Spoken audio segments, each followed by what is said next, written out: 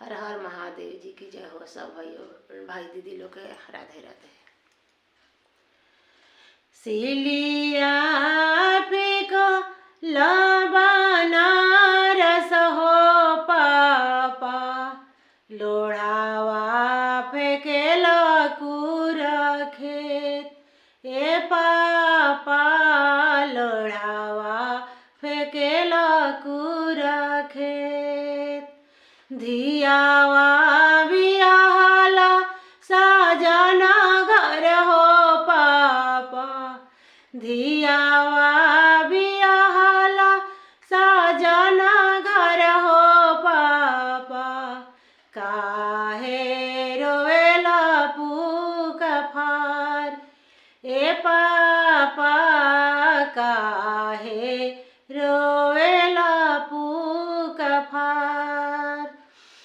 बेटा से अधिका दुलारानी हो बेटी, लगलू सुंदर बर के साथ, लगलू सुंदर बर के साथ।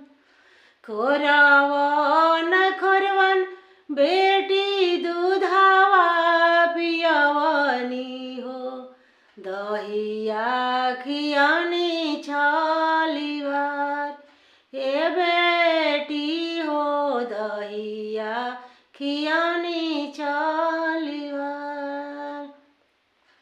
काहे के पापा दूधावा पियवल हो, दहिया खियला छालीवार, ए पापा दहिया खियला छालीवार।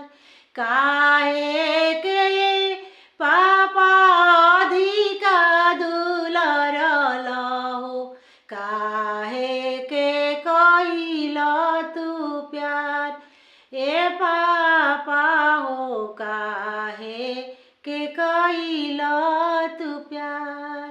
जनते तरला पापा धियावा पराया हो, काहे कइला तना दुलार, ए पापा हो काहे कइला तना दुलार।